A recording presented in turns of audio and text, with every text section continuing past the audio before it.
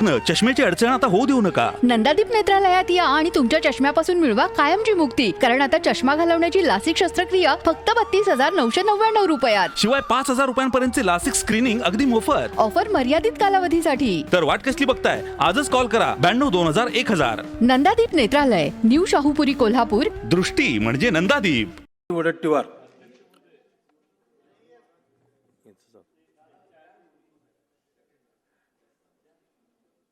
सन्माननीय सदस्य अमीनजी पटेल, आपण बोलताय का? क्रम चुकतोय परत परत तुम्हीच हे व्हायला नको. बर घ्या. जयंत पाटील साहेब. मी आपले आभार मानतो मनापासून. आपल्या पुरवणी मागणीच्या चर्चेसाठी मी उभा आहे. अध्यक्ष महोदय, या सरकारने मागच्या काळात काही आर्थिक निर्णय, अर्थसंकल्प आणि मागणी म्हणून जे घेतलेले आहे त्याचा एक ओझरता आढावा मी अध्यक्ष महोदय सुरुवातीला आपल्याला देतो. अध्यक्ष महोदय, 24-25ला ज्यावेळी अर्थसंकल्प सादर करण्यात आला त्यावेळी 45,891 कोटी रुपयाच्या महसुली तुटीचा अर्थसंकल्प सरकारने जाहीर केला. त्यानंतर पावसाळी अधिवेशनात 57,509 कोटी रुपयाची मागणी सादर केली, जी आपल्या सभागृहाने मंजूर केली. त्यानंतर हिवाळी अधिवेशनामध्ये 75,276 कोटी रुपयाची पुरवणी मागणी सादर करण्यात आली. आणि अध्यक्ष महोदय, आता 11,995 कोटीची पुरवणी मागणी सादर करण्यात आली. म्हणजे अध्यक्ष महोदय, खिशात नसताना 1,90,681 कोटी रुपयाची तूट निर्माण झालेली आहे असं म्हटलं तर वावगं ठरणार नाही.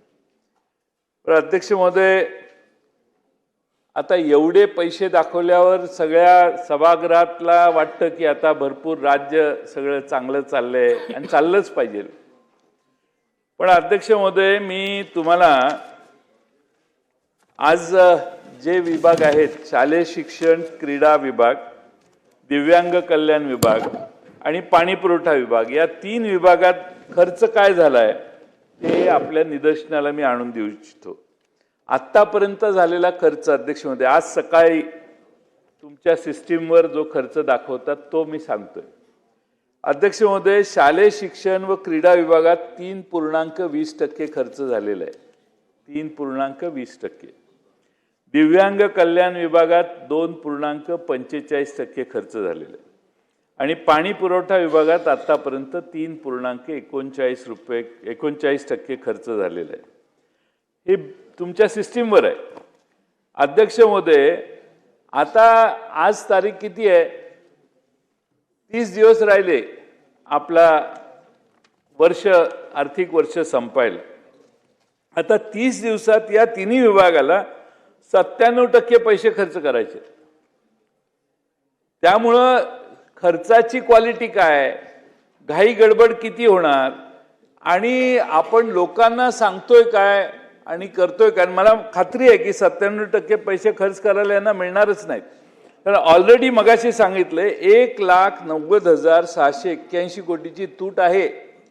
या 11,995 या पुरवणी मागण्या बेरीज केली तर म्हणजे खिशात 100 रुपये आहेत आणि खर्च करायला जाहीर केलेले आहेत 1,000 रुपये. त्यामुळं मंत्रीही अंधारात, विधिमंडळी अंधारात आणि महाराष्ट्रातली जनताही अंधारात. ते आमचे अतुल भोसले कराडमध्ये याव करू सांगतात बिचारे, पण इकडं काही नाहीच आहे अतुल. त्यामुळे तुमचा उत्साह प्रचंड आहे, कराडची सेवा करायची तुमची इच्छा फार आहे.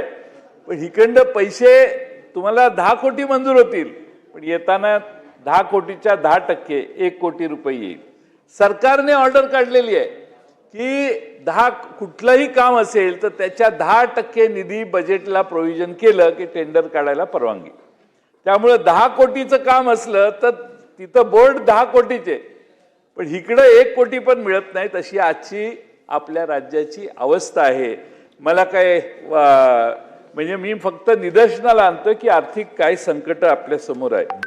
अध्यक्ष महोदय, पाणी पुरवठा विभागाची बाब क्रमांक 178 अंतर्गत जलजीवन मिशनच्या कामासाठी केंद्र शासनाच्या हिस्सासाठी तरतूद करण्यात आलेली आहे. अध्यक्ष महोदय, आता केंद्र शासनाने गेल्या वर्षी बजेटमध्ये 67,000 कोटीची जलजीवन मिशनसाठी केंद्र सरकारने तरतूद केलेली होती. रिवाइज एस्टिमेट म्हणजे ऍक्च्युअली खर्च काय झाला तर ती रिवाइज एस्टिमेटला 17,000 कोटीवर आली. केंद्र सरकारच 67,000 कोटीहून 17,000 कोटीवर आले. त्यामुळे अध्यक्ष महोदय, गुलाबराव पाटील साहेबांना तुम्ही स्वप्नात जरी उठून विचारलं, झोपेत जरी विचारलं किंवा स्वप्नात एंटर करून जरी त्यांच्या विचारलं गुलाबरावजी कसं चाललंय तर गुलाबरावजी म्हणतील काय बरं चाललेलं नाही, काय पैसेच नाही. मिशनची जलजीवन मिशनची कामं रखडलेली आहेत, कंत्राटदारांची बिलं थकलेली आहेत. मला विश्वास आहे गुलाबरावजी पाटील एकदा काम मनावर घेतलं की अतिशय गांभीर्याने करतात. त्यांनी आता उत्तराच्या भाषणात सांगावं की आता केंद्र सरकारचं जलजीवन मिशनचे पैसे यायचे बंद झाले. पहिल्यांदा भारतामध्ये असं होतंय की केंद्र सरकारने कमिटमेंट दिलेली योजना केंद्र सरकारने विड्रॉ केलेली. 52,000 योजना महाराष्ट्राने केंद्र सरकारच्या जीवावर हातात घेतल्या. त्यातल्या 25,000 साधारणपणे किंवा 26,000 योजना पूर्ण झाल्या. उरलेल्या 25,000त 50% जे पैसे येणार होते सरकारने केंद्र सरकारने हात वर केले. आता ह्या 50% उरलेले जे अपेक्षित आहेत त्यात आमच्या गुलाबराव पाटील साहेबांच्या खात्याला किती निधी अर्थमंत्र्यांनी दिला हा खरं म्हणजे पहिला प्रश्न आहे. किमान उद्याच्या बजेटमध्ये गुलाबरावजींना काटे काढून गुलाब हातात देतील मुख्यमंत्री महोदय अशी अपेक्षा मी या ठिकाणी ठेवतो. कारण त्यांना फार टेन्शन मध्ये आहेत ते.